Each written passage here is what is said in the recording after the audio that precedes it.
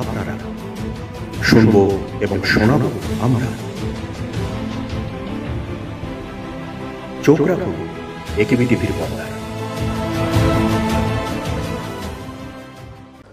নমস্কার, আপনারা দেখছেন একেবি টক অনুষ্ঠান।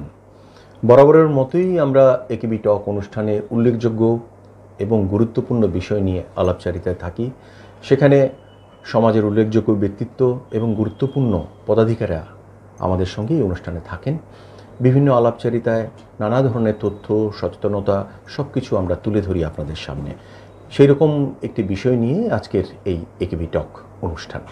আজকের অনুষ্ঠানে আমরা শিশুদের অধিকার নিয়ে কথা বলবো। শিশুরা সমাজের কোন অবস্থায় বা কোন পরিস্থিতিতে বড় হচ্ছে, দেশের সুনাগরিক হওয়ার পথে তারা কিভাবে এগোচ্ছে, এইসব বিষয় নিয়ে আমরা আজকে কথা বলবো।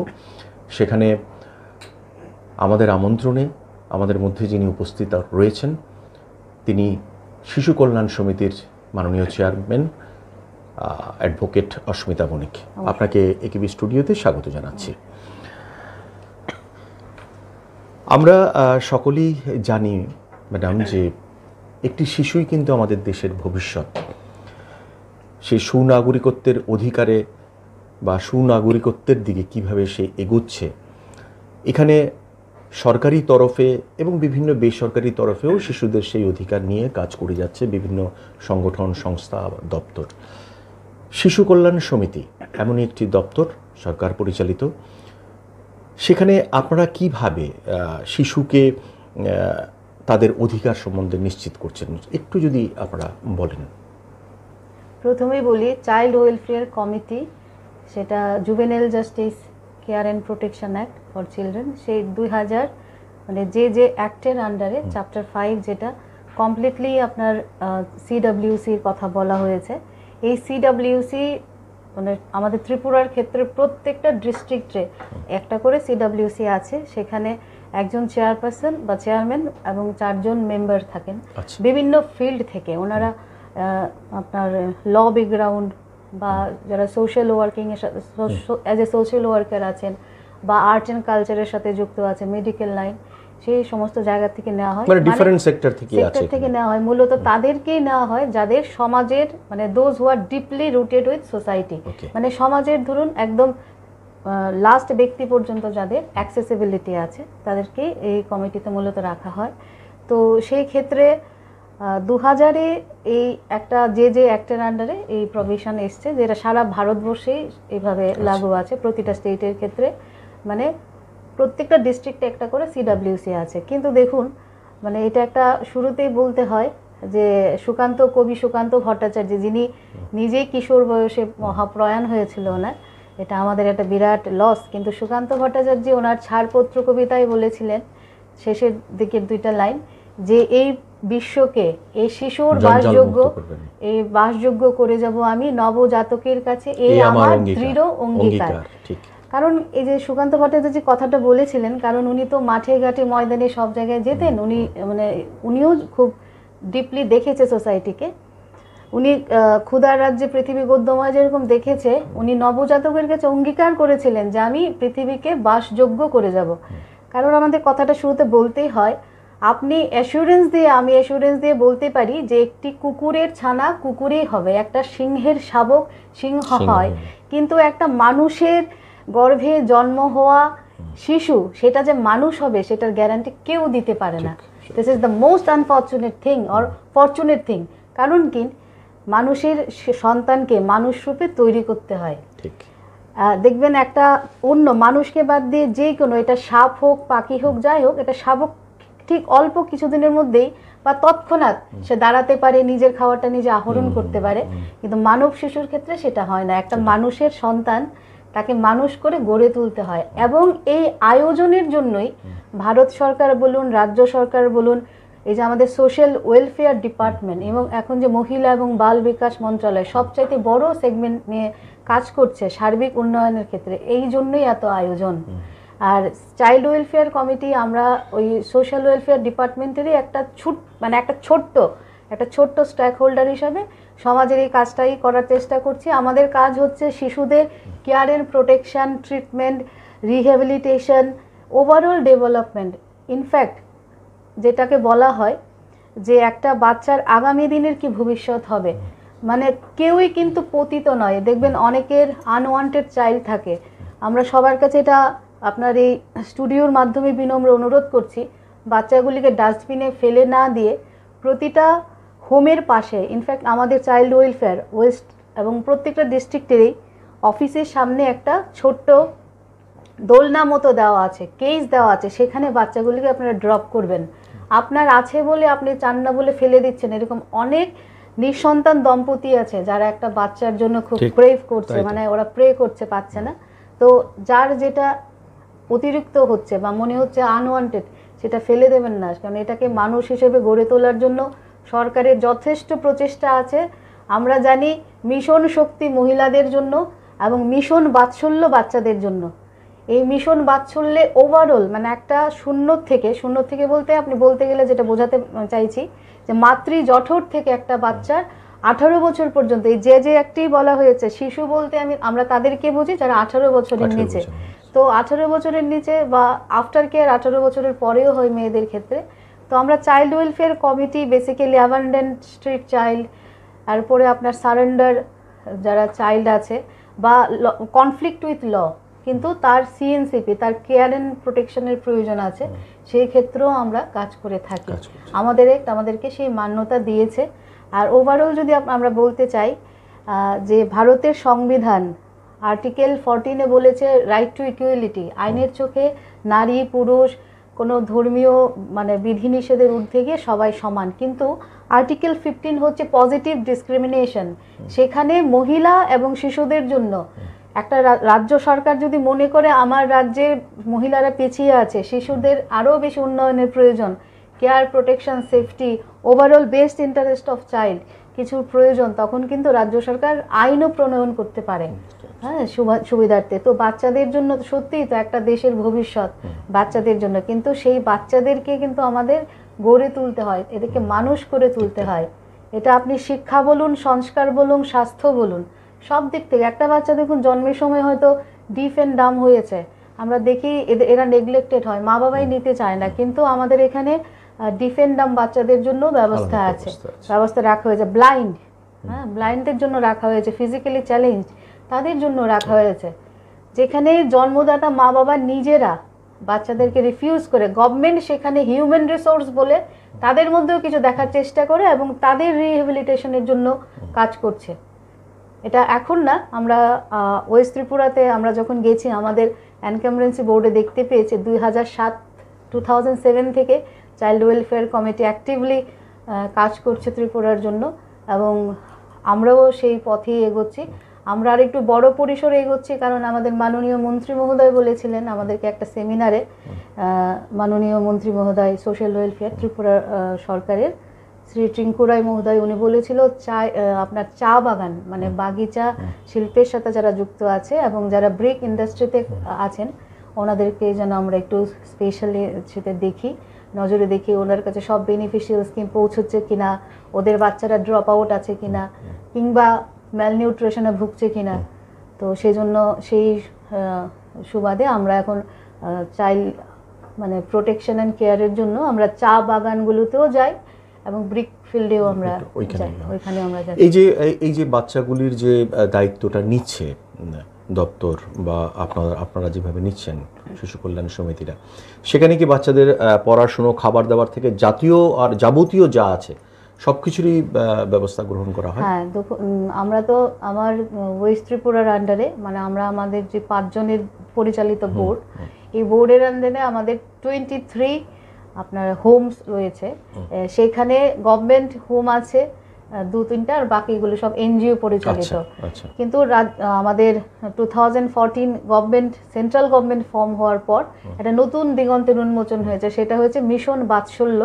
এটাতে দেখা গেছে ধরুন সিঙ্গেল প্যারেন্ট, বাবা আছে কিংবা মা নেই বা মা আছেন বাবা নেই কিংবা দুইজনই আছেন কিন্তু ওনারা মানে they are not able to earn for themselves, মানে তারা রোজগার করতে পারে না কিন্তু সন্তান রয়েছে, সেই ক্ষেত্রে প্রতিটা শিশুর জন্য মাসিক 4000 টাকা, হ্যাঁ, এটা বরাদ্দ করা হয় এবং সেই জন্য আমাদের যে ডিসিপিও স্টাফরা আছে ওনারা SIR মানে সোশ্যাল ইনভেস্টিগেশন রিপোর্টের মাধ্যমে ওনারা যদি বলে যে সত্যি ওনারা অপারগ পারছে না, একটা বাচ্চার সার্বিক উন্নয়নের জন্য মানে আমাদের কেন্দ্রীয় সরকার এবং রাজ্য সরকারের যৌথ প্রয়াসে 4,000 টাকা করে একটা প্রতি শিশু মাথা পিছু দেওয়া হয়।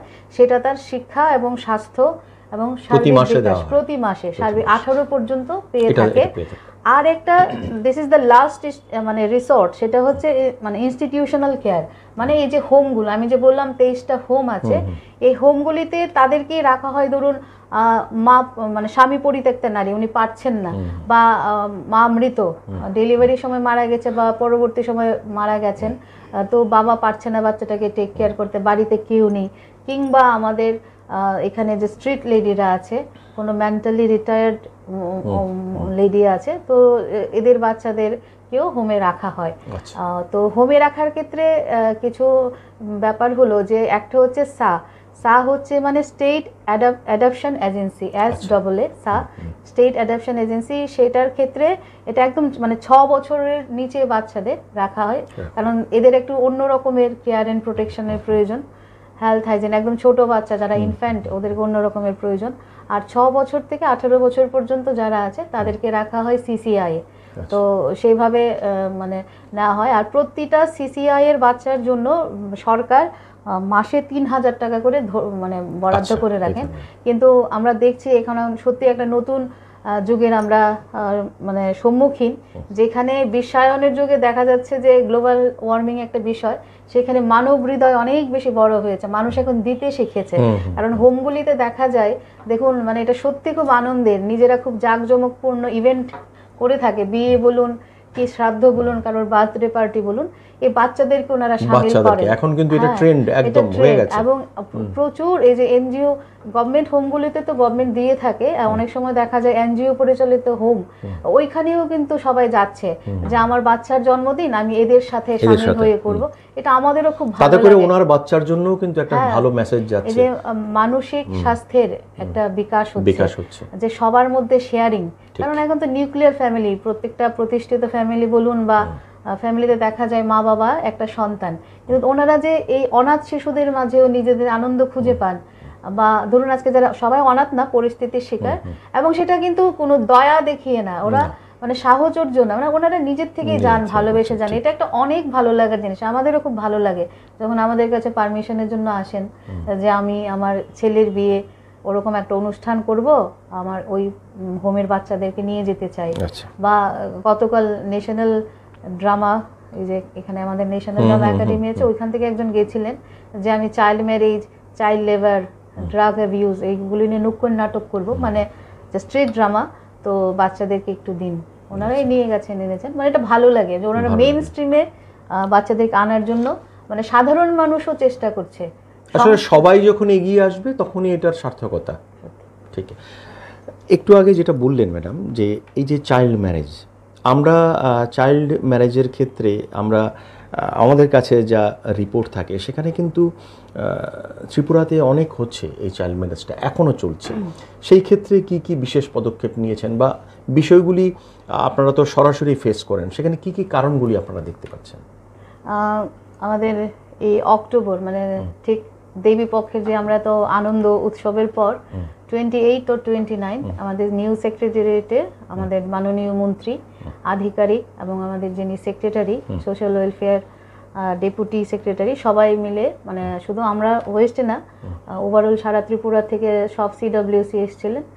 আমাদের একটা বিষয় হয়েছে, এটা একটা আনফর্চুনেট থিং যে ত্রিপুরা অনেক দিক দিয়ে এগিয়ে গেছে, ফাস্টেস্ট ডেভেলপ, কিন্তু চাইল্ড ম্যারেজের দিকে পিছিয়ে যায়নি, সেই ক্ষেত্রেও এগিয়ে গেছে। সারা ভারতবর্ষের মধ্যে 2য় স্থানে আছে ত্রিপুরা। সেটা তো আমাদের সত্যি খুব লজ্জার বিষয় যে আমরা এটা শিক্ষিত, আমরা বলি যে আমরা মানে সর্বশিক্ষা সমগ্র শিক্ষায় ত্রিপুরা এগিয়ে।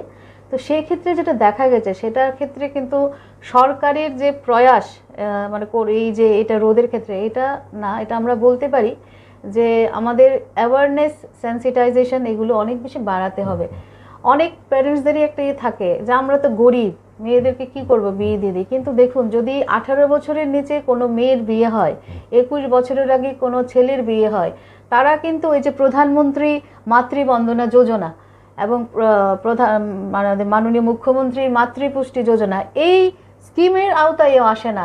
ওনাদের বাচ্চাদের যখন মানে যদি চাইল্ড ম্যারেজের ক্ষেত্রে যদি বাচ্চা ডেলিভারি হয় সেই ক্ষেত্রে কিন্তু রেশন কার্ডের নাম তুলতে হলো।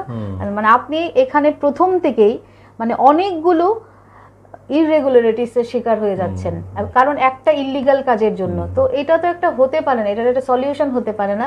সেই ক্ষেত্রে আমাদের চাইল্ড লাইন অনেক অ্যাক্টিভলি গিয়ে কাজ করে বা মেয়েদেরকে রেস্কিউ করে হোমে রাখে, ওপেন শেল্টারে রাখে, কিন্তু দেখা যাচ্ছে লুকিয়ে এখান থেকে নিয়ে গিয়ে অন্য জায়গায়ও বিয়ে দিয়ে দিচ্ছে। তো ওই সমাজকে তোয়াক্কা করে কি বলবে যে বিয়েটা ভেঙে গেছে একটা মেয়ের, কিন্তু এই জায়গাতে মা বাবাকে সবচেয়ে বেশি আপনার মুখ্য ভূমিকা নিতে হবে।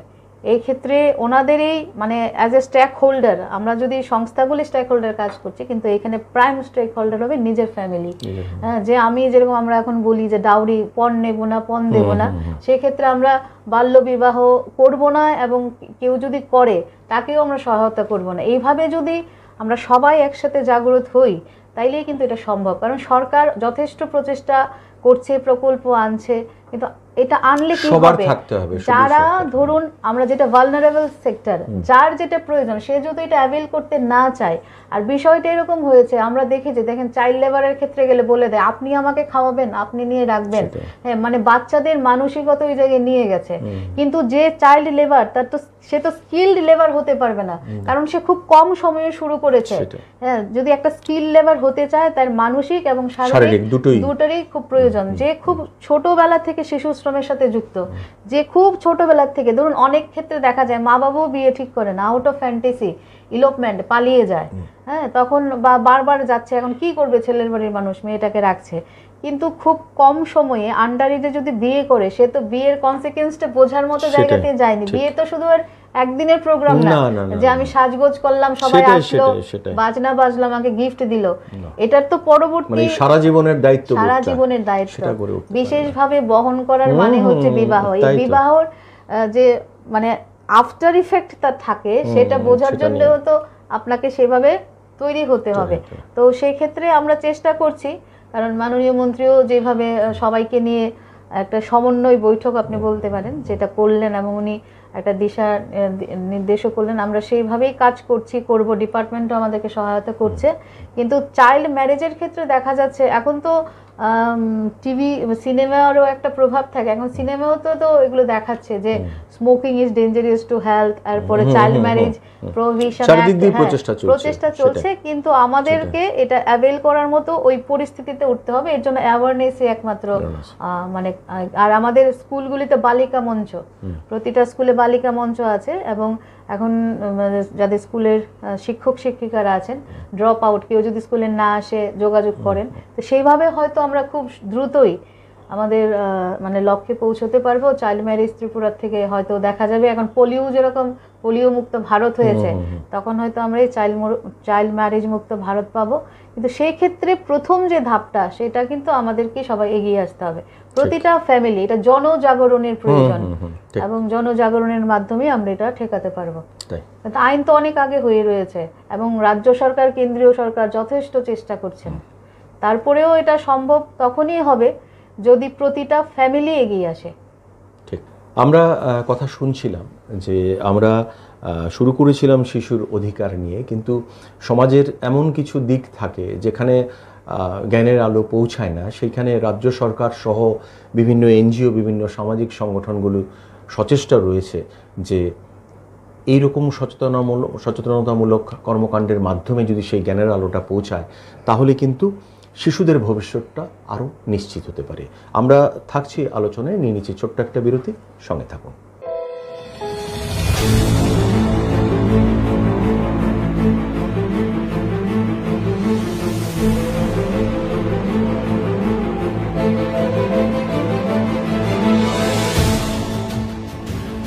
বলবেন আপনারা, শুনবো এবং শোনাবো আমরা।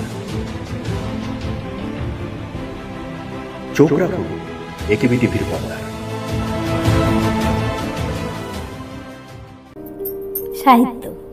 সাহিত্য জাতির মেরুদণ্ড, আর তাই হয়তোবা নোবেল পুরস্কার প্রাপ্ত কবিগুরুকে বাঙালিরা জাতির আইকন বলে ভাবি।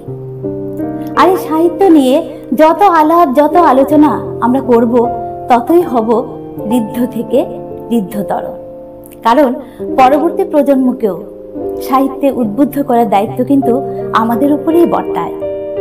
একেবি টিভি নিয়ে আসছে সাহিত্যের অনুষ্ঠান সাহিত্য বাসর। কি হবে এই অনুষ্ঠানে? এই অনুষ্ঠানে থাকবো আমি এবং অবশ্যই আপনারা।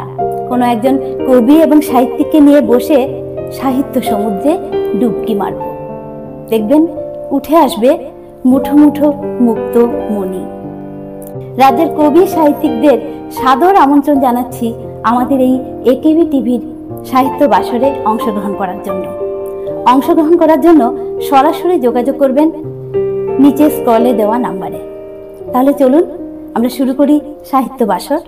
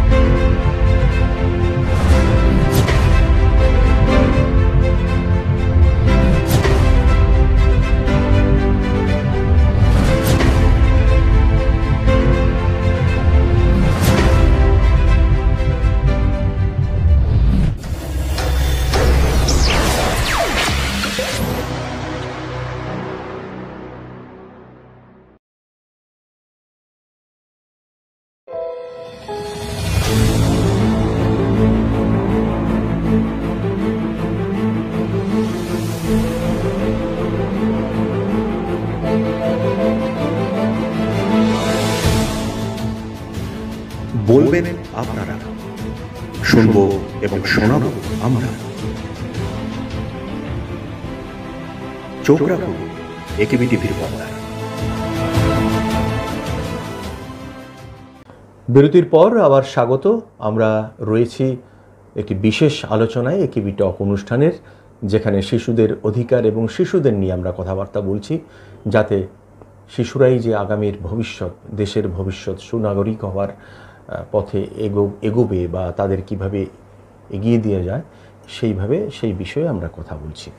আমাদের মধ্যে উপস্থিত রয়েছেন অ্যাডভোকেট অস্মিতা বণিক, শিশু কল্যাণ সমিতির মাননীয় চেয়ারপারসন।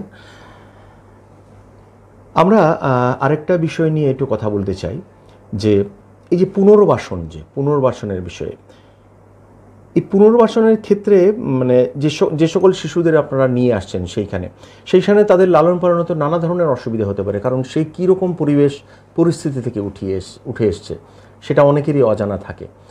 তো এইভাবেই এই অ্যাডাপশনে বা কি করে আপনারা এটাকে সম্ভব করছেন? পুনর্বাসন বলতে যেটা বোঝায়, মানে সে আগে যে জায়গাটা ছিল সেটা তার জন্য ফিট ছিল না, মানে that was not the fit place for her or him. তো তাকে কি করে বোঝানো হয় যে সেটা ফিট? ধরুন তাকে কোনো সময় দেখা যায় 1098 আমাদের একটা চাইল্ড হেল্পলাইন নাম্বার আছে, সেখানে ফোন আসে যে ওইখানে একটা ম্যারেজ হচ্ছে বা ওইখানে একটা স্ট্রিট এরকম একটা বাচ্চা পাওয়া গেছে, বা অনেক সময় দেখা যায় কেউ ধরুন রোহিঙ্গা বা কেউ ভারতে চলে এসছে উইদাউট পাসপোর্ট, বাচ্চা এসছে, বা কাউকে রেলে হয়তো পেয়েছে কোনো নারকোটিক্স মানে কমার্শিয়াল কোয়ান্টিটিতে।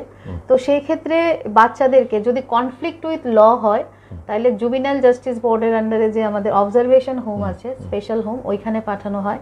আর যদি ধরেন সিএনসিপি বাড়িতে ও ডোমেস্টিক ভায়োলেন্সের শিকার বা কোনো ছেলের সাথে পালিয়ে গেছে, সে এখন ওইখান থেকে আর থাকতে পারছে না, ও রেস্কিউ করে এসছে, বা ধরুন ওকে আনাই হয়েছে, ইলোপমেন্ট কেস বা চাইল্ড ম্যারেজ কেস বা বিভিন্ন রকমের যেটা ধরুন অড কোনো একটা সিচুয়েশনের শিকার, সেই ক্ষেত্রে বাচ্চাটাকে রেস্কিউ করে প্রথমে আনা হয় ওপেন শেল্টারে, বা কোনো একটা ওপেন শেল্টার বলতে আমাদের মেলার মাঠ, মহিলা কমিশনারি 3তল ভবন যেটা 3rd ফ্লোরে এটা আছে, তো ওইখানে রাখা হয়। বা আমাদের যেটা ভুবন বন, অন্বেষা, এরকম অনেকগুলো এনজিও আছে যেখানে ওপেন শেল্টার আছে, এখানে রাখা হয়। বা ছেলেদের জন্য নীলাজ্যোতি হোম, যেটা বললাম 23 হোম, এটার মধ্যে কোথাও না কোথায় তাদেরকে রাখা হয়। সেইখানে মিশন বাৎসল্যের আওতাতেই দেখা গেছে যে ওইখানে কাউন্সিলর থাকে, মেন্টাল কাউন্সিলিং এর জন্য, বা ধরুন তারা এসে সুইসাইড করতে চায় যে আমি বাঁচবো না, মরে যাব,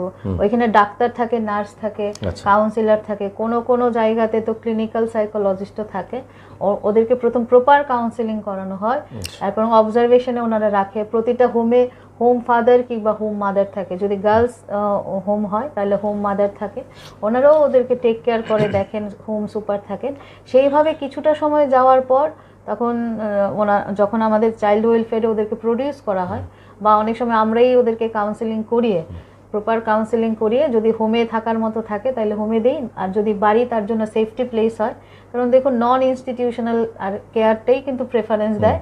আর মিশন বাৎসল্যে যেটা বলে, বা যে একটা যেটা বলে যে ইনস্টিটিউশনাল যেটা care is the last resort, যখন আর কোনো উপায় নেই একটা সন্তানের জন্য বা একটা শিশুর জন্য বা যে কোনো মানুষের জন্য, তার বাড়িটা হোক না ভাঙা, হোক না সেই ডুপ্লেক্স বাড়ি না, কিছু ওয়েল ফার্নিশ না, কিন্তু প্রত্যেকের বাড়ি নিজের কাছে স্বর্গ, নিজের বিছানাটা নিজের কাছে অনেকটা একটা প্রাপ্তির ব্যাপার থাকে। তো কেউ যদি নিজের বাড়িতেই সেফ থাকে, আমরা তাদেরকে বাড়িতে যেতে দিই। আর যদি কেউ মনে করে যে আমার বাড়ি আমার জন্য সেফ না, থ্রেট আছে, বা আমি এখন গেলে, বা ধরুন আমরাও বুঝতে পারি যে এখানে তো অনেকেই থাকে, প্রপার কাউন্সিলরও যখন কাউন্সিলিং রিপোর্ট দেয় যে না বাচ্চাটার জন্য বাড়িটা ঠিক না, তখনই তাকে হোমে রাখা হয়। আর সেক্ষেত্রে ধরুন পরিবার থেকে কোনো চাপ সৃষ্টি হয় না আপনাদের কাছে, বা সেরকম বলে না যে আমার বাচ্চাকে দিয়ে দাও, ধরুন এরকম অনেকে আছে, অনেকে এসে বলে যে আমি এখন নিয়ে যাব, এগুলি কি করে হ্যান্ডেল করেন? তখন হ্যান্ডেল করতে হয়, কারণ আমাদের যে সিডব্লিউসি প্রত্যেকটা, শুধু আমাদের ওয়েস্টে না, প্রত্যেকটা ডিস্ট্রিক্টে যে আছে, আমাদের আশেপাশে থানা থাকে, আমরা কোনো একটা হোম, আমাদের সারাউন্ডিংসে কোনো হোম থাকে, তো সেখানে লোকজনও থাকে, প্রয়োজনে যদি কাউন্সিলর প্রয়োজন হয় আমরা ডাকি। আর সবাই তো আসলে চাই আমার সন্তানকে আমি নিয়ে যাই, তখন বোঝানো হয় যে সে তো এখন একটু ডিফারেন্ট সিচুয়েশনে আছে, যখন স্বাভাবিক হবে তখন নেবেন। আবার অনেকে বলে যে নেবই না, অনেকে তো এরকম আছে বলে যায় সরকারের হোমে 18 বছর পর্যন্ত থাকবে, কেন থাকবে না, আপনাদেরকে রাখতেই হবে, এটাও চাপ সৃষ্টি হয়, রাখতে হবে। সেটাই আসলে সামাজিক বিষয়, তো এটা তো সামাজিক কাজ। আর দেখুন আইন তো আইনের মতো করে লেখা আছে, বইও লেখা আছে, নোটিফিকেশন, মেমোরান্ডাম সব জায়গায় লেখা আছে, সবার ঊর্ধ্বে তো এটা দিয়েই কাজ করতে হয়। আর আরেকটা লোকও যখন বলছে তখন হৃদয় দিয়ে বুঝতে হয় যে উনিও তো একটা পরিস্থিতির শিকার হয়ে এসে এটা বলছে। মানে এইভাবে যা বুঝতে পারছি আমরা, বা যা বুঝি, যে এইভাবে কিন্তু আপনাদের উপরে যথেষ্ট চাপ থাকে একটা বাচ্চাকে সঠিকভাবে, ধরুন একটা বাচ্চা মনে করছে যে সে যেখানে রয়েছে, যে বাড়িতে রয়েছে, সেখানে সেটা তার জন্য ঠিক নয়, সে বেরিয়ে এসছে বা পালিয়ে এসছে, তখন আপনারা সেটা আশ্রয় দিচ্ছেন। এবার এই আশ্রয়ে আবার বাড়ির লোক এসে যখন করবে, বাচ্চাটা যেতে চাইবে না, মানে এই যে টানাপোড়েনটা আপনারাও কিন্তু খুব দক্ষতার সহিত সেটা মেনটেন করছেন। আসলে সেজন্য আমাদের এনসিপিসিআর একটা আছে, যেটা ধরুন ত্রিপুরাতে আমরা জানি টিসিপিসিআর, চাইল্ড রাইটস এন্ড প্রোটেকশন নিয়ে যারা কাজ করেন, মানে they are the constitutional body. তো যারা সিডব্লিউসি তে অ্যাপয়েন্টমেন্ট পেয়েছে, যেমন আমরা এই 2024 এর মার্চে, খুব সম্ভবত 18th মার্চ আমাদের অ্যাপয়েন্টমেন্ট, আমরা কিন্তু এপ্রিলেই বোধহয় না যেন মে মাসে আমরা প্রায় 18 days 20 days এরকম আমাদের ইন্ডাকটিভ ট্রেনিং কোর্স হয়। ট্রেনিং এ আপনাকে ডিজাস্টার ম্যানেজমেন্ট যেরকম শেখানো হয়, তো এগুলো তো একটা বিষয়, সেভাবে শেখানো হয়। সেখানে যেটা আমরা নিজেরা রিয়েলাইজ করেছি যে বাচ্চাদেরকে নিয়ে কাজ করতে গেলে, দেখুন বাচ্চা তো বাচ্চাই, একটা 16 বছরের মেয়ে একটা ছেলের সাথে পালিয়ে গেছে, তো সে out of love and affection, তার বাবা মার চাইতে বেশি ওই ছেলেটাকে পছন্দ হয়েছে, সে পালিয়ে গেছে, কিন্তু আইন তো সেটাকে ছাড়বে না, কারণ তার তো কনসেন্টের কোনো ভ্যালিউই নেই। তখন হয়ে যায় পক্সো, পক্সো কেস এসে যায়, কারণ তার কনসেন্ট ছাড়া হয়েছে। কিন্তু সেই ক্ষেত্রে দেখতে গেলে বাচ্চারা তো বাচ্চাই হয়, তাকে যেন মেইন স্ট্রিমে ফিরিয়ে আনা যায়। আমাদের যেটা মূল লক্ষ্য যে hate the sin not the sinner, ভুলটা করেছে, অন্যায় করেছে, অন্যায়টাকে তুমি হেট করো, কিন্তু যে ভুল করেছে সে তাকে তুমি প্রথম থেকেই জাজমেন্টাল হয়ে সেই খারাপ ভালো সেইভাবে যাতে আমরা না ভাবি, সেভাবে আমি না, আমাদের মতো যারা আমরা গেছি প্রত্যেককেই ট্রেনিং প্রসেস এটা শেখানো হয় যে তোমার কাজটা হয়েছে শুধু এই কাজটুকু করা, মানে for the best interest of the child. সে কি মার প্রেসারে করেছে না বাবার প্রেসারে করেছে? আমরা তো পক্সো কেসে দেখতে পাই যে বাবা মলেস্টার হয়, বাবা রেপ করে, এটা কি ভাবা যায় সভ্য সমাজে? কিন্তু এরকম তো হচ্ছে, আনফর্চুনেটলি হচ্ছে, তো কোনো না কোনো চাইল্ডের উপর তো এরকম হচ্ছে, নাহলে তো কেসগুলো রেজিস্টার্ড হয় না। আমরা দেখি মাননীয় আদালত সাজাও দিয়ে থাকেন, কিন্তু এক্সেপশন ইজ এক্সেপশন, আপনাকে সেইভাবেই দেখতে হবে। এবং সব বিষয়ে ধরুন আমরা রুট কজ যদি খুঁজতে যাই এরকম দেখা যাবে হয়তো আমরাও ফার্স্ট্রেট হয়ে আমরাও কিছু একটা হয়ে গেছে। সেই জন্য বলা হয় যে শুধু কাজটুকু কি কাজের মতো দেখো, তুমি খারাপ ভালোটা বিচার করতে যেও না, জাজমেন্টাল হইও না। এবং আমাদের একটাই সবার কাছে মানে বারবারই যেটা দেখেছি, দেখুন আইনে বলুন আর সমাজ বলুন, যেটা যেরকম সেটাকে সেরকমভাবে অ্যাকসেপ্ট করে নিয়ে আমরা প্রোগ্রেসের জন্য এই যে rehabilitation, development, overall development and for the best interest of the child আমাদেরকে প্রত্যেককেই এগিয়ে আসতে হবে। এখন আমরা হয়তো একটা নির্দিষ্ট সময়ের জন্য আমাদেরকে মানে চেয়ারগুলো দেওয়া হয়েছে শুধু কাজ করার জন্য, আমাদের আগেও অনেকে এসছে, আমরা যাওয়ার পরেও অনেকে আসবে, কিন্তু আমাদের মানে এটা একটা যৌথ প্রচেষ্টা থাকা উচিত যে আমাদের যে কাজের ধারাবাহিকতা এটা ধরে রাখতে হবে। এটা শুধু একমাত্র আমাদের উদ্দেশ্য হলো যে হিউম্যান রিসোর্স, ভারতবর্ষের 65% হিউম্যান রিসোর্স আছে, জাপানেও আমাদের যাতে গড় আয়ুর সংখ্যা 100 বছরের বেশি মানুষ বাঁচেন জাপানে, বৃদ্ধ লোকের সংখ্যা বেশি, কিন্তু আমরা খুব সৌভাগ্যবান যে একটা ইয়ুথ ইন্ডিয়া, ভারতবর্ষের মধ্যে এখন মানে ইয়ুথ জেনারেশন এত বেশি, আমাদের শিশুরা আছে, যুবকরা আছে, তো বৃদ্ধরাও আছে, বৃদ্ধদের এক্সপিরিয়েন্স নিয়ে তো আমরা এগিয়ে যাব। কিন্তু কথা হচ্ছে এই যে হিউম্যান রিসোর্স, আমরা যেরকম ভাবে ধরুন নিজেদের গয়নাগাটিকে যত্ন করি বা অ্যাসেট অ্যাকুমুলেশনের দিকে নজর দিই, সেইভাবে যাদের সন্তান আছে তাদেরকে সম্পদ বানানোর দিকে এগিয়ে যেতে হবে। সেটাই এই যে অ্যাক্টগুলো বলুন বা আমাদের এই যে জুডিশিয়াল প্রসিডিং, জুডিশিয়াল সিস্টেম, সবগুলোতেই কিন্তু মানবতার কথাই বলা হয় এবং মানুষ সবার আগে, মানুষকে মানুষ হতে হবে, সেটাই এই লাইনেই কিন্তু সবটা চলছে। একদম।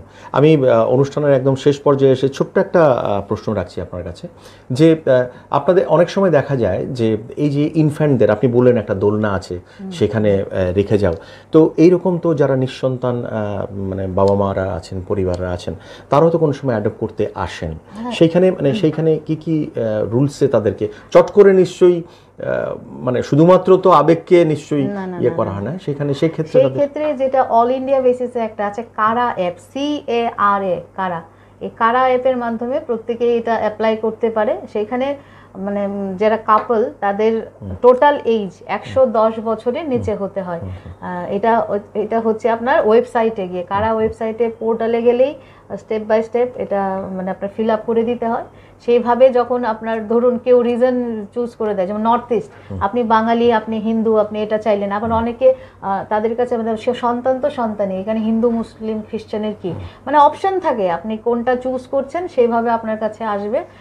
টোটাল 3 বার আপনি দেখাবে, দেখুন ফার্স্ট চয়েস আপনার হলো না, আপনি দেখাবে, ফটোটা দেখাবে। এখন তো এটা বলার বিষয় থাকে না, অনেকের কাছে তো ধরুন জামা কাপড় কেনার মতো ওই কালারের মধ্যে ওই ডিজাইন, ওই ডিজাইনের মধ্যে ওই কালার, ছেলে না মেয়ে, অনেক কিছু থাকে।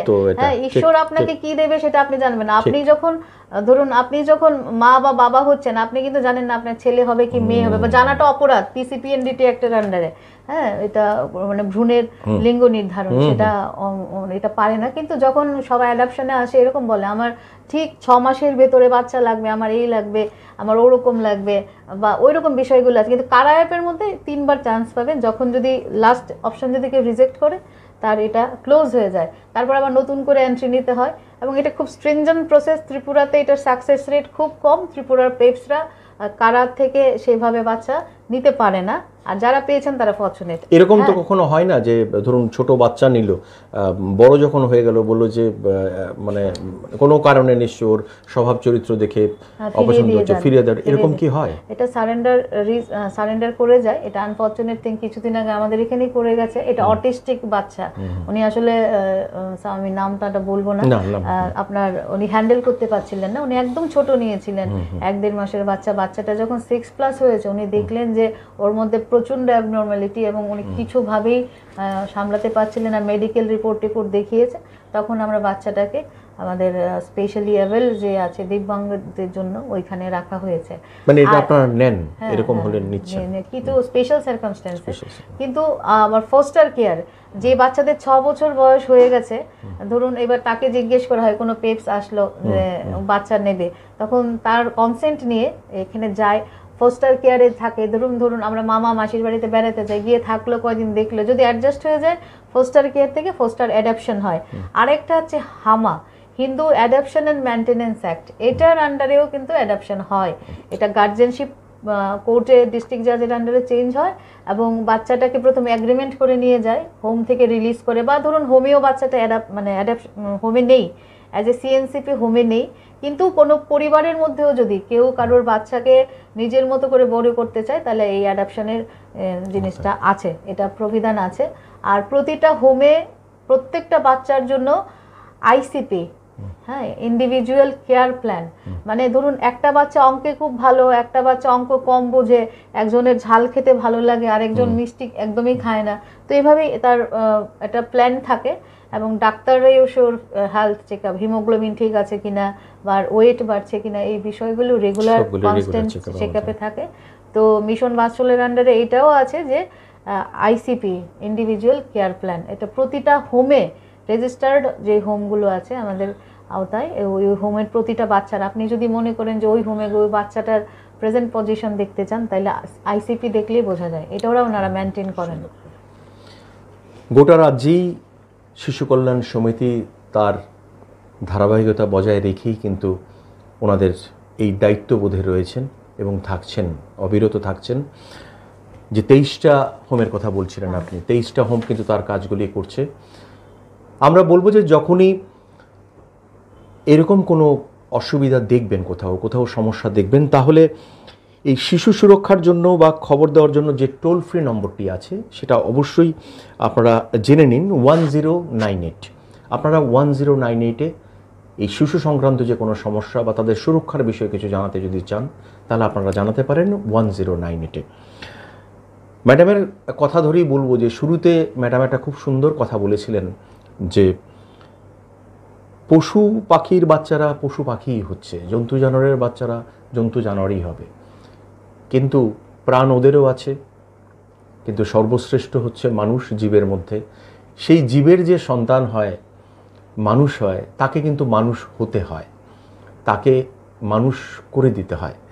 তো এই মানুষ করে দেওয়ার পেছনে প্রথম যার দায়িত্ব থাকে সেটা কিন্তু তার পরিবারের, তার বাবা মা এবং অভিভাবকের। এই দায়িত্ব পালনে কোথাও যদি খামতি হয় তাহলে কিন্তু শিশুর পথটা একটু বিঘ্নিত হয় তার চলার পথে। কারণ একটা শিশু কিন্তু দেশের ভবিষ্যৎ। একটা শিশু যদি সুনাগরিক হয় তাহলে দেশের ভবিষ্যৎ, দেশের উন্নয়ন আরও মজবুত হয়। তো সেই দিকে লক্ষ্য রেখে শিশু কল্যাণ সমিতি কাজ করে যাচ্ছে, রাজ্য সরকার কাজ করছে, কেন্দ্রীয় সরকার কাজ করছে, বিভিন্ন এনজিও, সামাজিক সংগঠনগুলি কাজ করে যাচ্ছে। আসুন আমরা সকলে মিলে, আমরা যারা বাচ্চাদের অভিভাবক রয়েছি সবাই মিলে একসাথে কাঁধে কাঁধ মিলিয়ে এই বাচ্চাদের সুরক্ষার দায়িত্বে আমরা দায়বদ্ধ থাকি, এটাই হোক অঙ্গীকার। তাহলেই হয়তো বা কবির কথা যে সারা বিশ্বকে জঞ্জলমুক্ত করার জন্য অঙ্গীকার নেওয়ার যে একজন কবির যে প্রতিশ্রুতি, সেই প্রতিশ্রুতিতে আমরাও থাকি। তাহলেই হয়তো বা আগামীর যে বিশ্ব, আগামীর পৃথিবী শিশুর জন্য বাসযোগ্য হয়ে উঠবে। এরকম নানা ধরনের একিবি টক অনুষ্ঠানের বিষয়ে বা উল্লেখযোগ্য ব্যক্তিদের কথা শোনার জন্য চোখ রাখবেন একিবি টিভির পর্দায়। আপনাকে ম্যাডাম অসংখ্য ধন্যবাদ যে মূল্যবান সময়টুকু দিয়েছেন এবং মূল্যবান যে কথাগুলো আমাদের দর্শক বন্ধুদের কাছে তুলেছেন। আপনি কি কিছু বলতে চান সেই বাবা মাদের উদ্দেশ্যে যারা বিভিন্ন ধরনের সমস্যা বা শিশুদের নিয়ে? যেটা সরকার পরিবার পরিকল্পনা নামক একটা কথা সবসময় বলে, সেই ক্ষেত্রে ব্যাড প্যারেন্টিংয়ের শিকার আপনারা সবাই হয়তো অবগত আছেন যে একটা শিশুর মানসিক বিকাশ 0 থেকে 5 বছর পর্যন্তই কিন্তু হয়ে যায়। এরপরে তার ব্রেইন ডেভেলপমেন্ট যেটা এইটুকু পর্যন্ত হয়, এরপর কিন্তু এটার বিকাশ হয়। তো কেউ যদি হিংসা দেখে বড় হয় সে কখনো শান্তি প্রতিষ্ঠায় এগিয়ে আসবে না। প্রত্যেকের মধ্যে কিছু কমতি থাকেই। No man is perfect. বিশ্ব ব্রহ্মাণ্ডে আমরা যারা হিন্দু ধর্মে আছি দেখেন 33 কোটি দেবদেবী, এক একজনের এক একটা ডিপার্টমেন্ট। তো মা বাবা হিসেবে আপনারা সার্থক তখনই হবেন যেটা যেরকম সেটা মেনে নিয়ে যদি এগিয়ে যেতে পারেন। আর বাচ্চাদের সামনে ঝগড়া করবেন না, কাউকে নিন্দামন্দ করবেন না। যদি কিছু বলার থাকে আপনি প্রপার ফোরামে বলুন। প্যারেন্টসদের মধ্যে যে কলহ, একটা ব্রোকেন ফ্যামিলির বাচ্চা যখন সে বড় হয়, প্রতিষ্ঠিত হোক, কিন্তু সে এই যে আরজি করে সন্দীপ ঘোষ, আমি নাম করেই বলছি, প্রিন্সিপাল, ওনাকে দেখেই আমাদের শিক্ষা হওয়া দরকার যে আমাদের ম্যারিটোরিয়াস স্টুডেন্টের চাইতে বেশি আমাদের ভালো স্টুডেন্ট, ভালো সন্তানের প্রয়োজন, এবং ভালো তখনই হবে যদি আমরা প্রথমে নিজেরা ভালো হতে পারি। তো আরশি কথা এবং বালাজি একেবি টিভি যেটা স্বয়ং আমাকে ডেকেছেন, আপনাদের সাথে মানে দেখা কথা বলার সুযোগ করে দিয়েছে, আমি অসংখ্য ধন্যবাদ জানাই। কারণ আউট অফ বক্স এটাও আমাদের হয়তো আপনাদের সাথে পরিচয় হওয়ার একটা সুবিধা, এবং আমাদের যে কাজের অভিজ্ঞতাটা আমরা আপনাদের কাছে শেয়ার করছি। ওয়েস্ট ত্রিপুরার আমাদের যেটা অফিস সেটা অভয়নগর, মানে ঠিক আউটপোস্টের পাশে। যে কোনো সমস্যায়, শুধু আপনার সমস্যা হতে হবে এরকম কোনো কথা না, যদি পাশের বাড়ির বাচ্চাটারও যদি কোনো সমস্যা দেখেন আমাদের কাছে আসতে পারেন। আমরা পুরো টিম আপনাদের জন্য আছি। আমরা অতন্দ্র প্রহরী কথা বলবো না, কিন্তু আমরা চেষ্টা করব আপনাদের যেন কাজে আমরা আসতে পারি, আপনাদের সেবায় যেন আমরা আসতে পারি, সেই সুযোগটা আমাদেরকে দেবেন। আর আমিও শান্তনুবাবুকে অসংখ্য ধন্যবাদ জানাচ্ছি আমাকে এরকম একটা সুন্দর সুযোগ করে দেওয়ার জন্য। ধন্যবাদ, নমস্কার।